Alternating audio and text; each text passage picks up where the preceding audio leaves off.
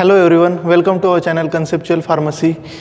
आज हम देखने वाले हैं basic terminology involves in the chromatography. So there are various basic terminology involve in the chromatography, जिसमें आज हम 11 टर्मिनोलॉजी देखने वाले हैं। उसमें से पहले हम देखने वाले what is mean by chromatography, stationary phase क्या होता है, मोबाइल फेज क्या होता है, नॉर्मल फेज क्रोमेटोग्राफी क्या होता है, रिवर्स फेज क्रोमेटोग्राफी क्या होता है, रिटेंशन टाइम क्या होता है, रिटेंशन फैक्टर क्या होता है, इल्यूशन टाइम क्या होता है, RX वैल्यू क्या होता है, क्रोमेटोग्राम क्या होता है और एजिंग इफेक्ट क्या होता है।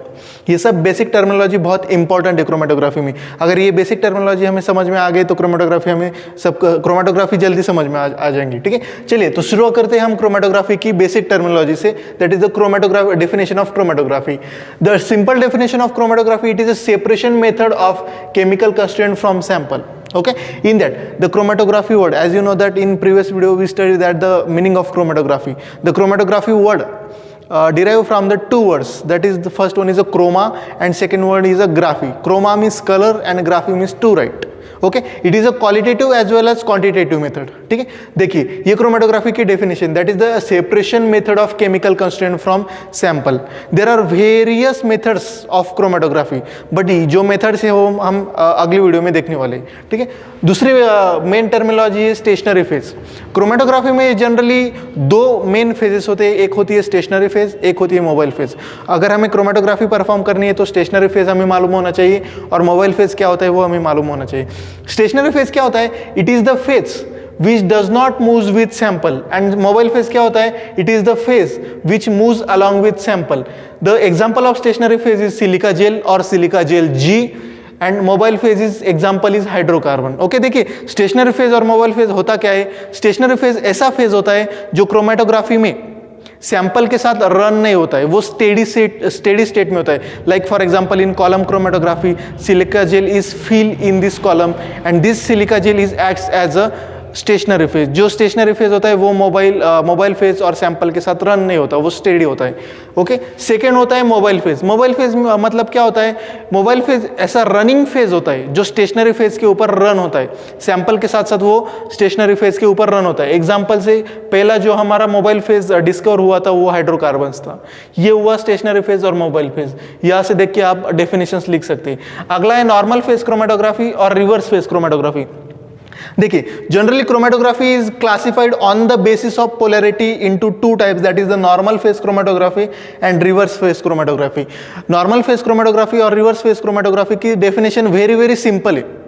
देखिए यह देख के आप यहाँ से लिख सकते कि नॉर्मल फेज क्रोमेटोग्राफी में क्या होता है? जनरली स्टेशनरी फेज और मोबाइल फेज के पोलैरिटी के ऊपर होता है। नॉर्मल फेज क्रोमेटोग्राफी में स्टेशनरी फेज जो होता है वो पोलर नेचर का होता है और मोबाइल फेज जो होता है वो नॉन पोलर नेचर का होता है। और रिवर्स फेज क्रोमेटोग्राफी में जो स्टेशनरी फेज होता है वो नॉन पोलर होता है और मोबाइल फेज होता है वो पोलर होता है। प्रीवियस वीडियो में हमने क्लासिफिकेशन में देखा था कि क्रोमेटोग्राफी का हमने क्लासीफाई किया था on the basis of polarity, और उस पोलैरिटी के बेसिस पे हमने ये दो टाइप्स लिखे थे। ओके, तो इन दोनों की डेफिनेशन हम लिख सकते हैं कि in normal phase chromatography the stationary phase is polar and mobile phase is non-polar, as well as in reverse phase chromatography it is defined as in this type of chromatography the stationary phase is non-polar and mobile phase is polar. Okay, these are the two types of chromatography. So our next terminology, that is the retention time. Okay, retention time generally क्या होता है? It is the time that a solute spends in a column. Okay, देखिए generally retention time क्या होता है? जो हमारा analyte होता है, जो हमारा सैंपल होता है, वो कॉलम में कितनी देर तक टाइम अपना स्पेंड करता है with reference to the stationary phase, that is called as retention time. हमारा जितना ज़्यादा रिटेंशन टाइम आएगा उतना हमारा इल्यूट बेटर होता है, हमारा इल्यूशन बेटर होता है, हमारा केमिकल कंस्टिट्यूएंट का इल्यूशन बेटर होता है। तो हमें बेटर इल्यूशन के लिए रिटेंशन टाइम बढ़ाना होता है। Okay, then next terminology is that is the RF value, that is means retention factor. RF value इज very very important in paper chromatography as well as thin layer chromatography. Generally RF value, that is called retention factor, is used to measure or used to identify the type of amino acid or type of sample. Okay, the formula for retention factor, it is the ratio of distance traveled by solute upon distance traveled by solvent. Okay, it is very simple method. ये बहुत simple method होती है। Generally हम RF value कहाँ पे calculate करते हैं?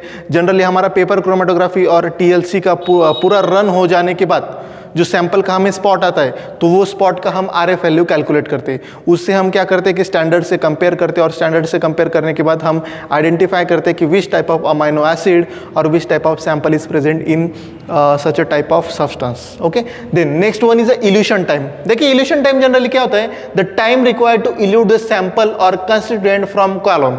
Generally sample के साथ हमारे जो सैंपल है वो मोबाइल फेस के साथ स्टेशनरी फेस के ऊपर जब रन होता है तो रन होने के बाद वो सैंपल जो जब इल्यूट आउट होता है, जितने टाइम में इल्यूट आउट होता है उसको हम इल्यूशन टाइम बोलते हैं simply. Okay, then next one is RX value.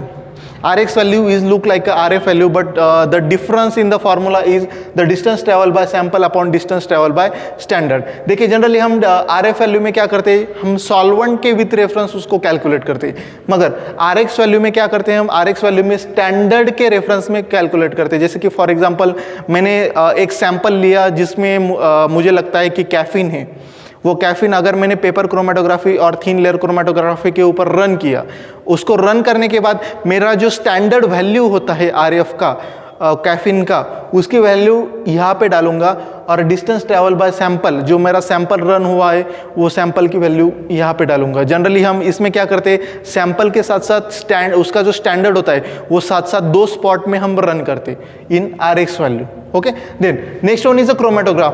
Chromatogram क्या है, it is a visible graphical record showing the results of separating components of a mixture by chromatography. Okay, generally देखिए simple words में chromatogram क्या होता है कि chromatography के बाद जब सैंपल इल्यूट आउट हो जाता है, केमिकल कंस्टिट्यूएंट इल्यूट आउट हो जाता है, तो उस पर उसके ग्राफिकल रिप्रेजेंटेशन में एक रिकॉर्ड आता है, उसको हम क्रोमेटोग्राम कहते हैं। जनरली जो गैस क्रोमेटोग्राफी होता है, HPLC होता है, वहाँ पे क्रोमेटोग्राम यूज किया जाता है। क्यों यूज किया जाता है, क्योंकि उसमें कौन से टाइप की केमिकल कंस्टिट्यूएंट प्रेजेंट है वो एक ग्राफिकल रिप्रेजेंटेशन में आते हैं, उसको हम क्रोमेटोग्राम कहते हैं। Okay, last one is a edge effect.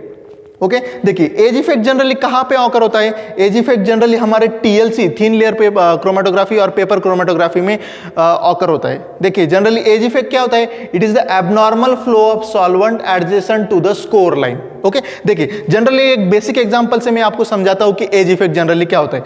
देखिए जनरली हमारा एक पेपर है और ये हमारा एक TLC, तो जनरली नॉर्मल पेपर क्रोमेटोग्राफी और TLC में क्या होता है, जो हमारा सैंपल के साथ साथ जो भी मोबाइल फेज होता है वो मोबाइल फेज के से स्ट्रेट फॉरवर्ड डायरेक्शन में क्या होता है, मूव होता है। मगर because of the volatile gases, जब हम क्रोमेटोग्राफी में जो क्रोमेटोग्राफिक चेंबर प्रिपेयर करते हैं तो क्रोमेटोग्राफिक चेंबर को हम 15 मिनट्स के लिए असाइड रख देते, बाजू में रख देते। क्यों, क्योंकि उसमें जो प्रेजेंट वोलाटाइल गैस है वो बाहर निकल जाए।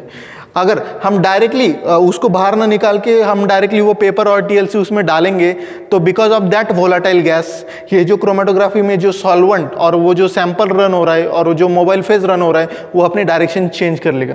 जनरली हमारे TLC और पेपर क्रोमेटोग्राफी में क्या होता है, जनरली मोबाइल फेज और सॉल्वेंट जो होता है, मोबाइल फेज और सैंपल वो एक स्ट्रेट फॉरवर्ड डायरेक्शन में से सीधे रन करते हैं। मगर एज इफेक्ट में क्या होता है, वो अपनी प्रिंसिपल एक्सिस और पैरेलल एक्सिस को छोड़ के वो ऐसे उसके पेपर के एज और TLC के एज की तरफ क्या होता है, डायरेक्शन मूव कर देता है। इसको हम बोलते हैं simply edge effect. Okay, thank you for watching, thank you.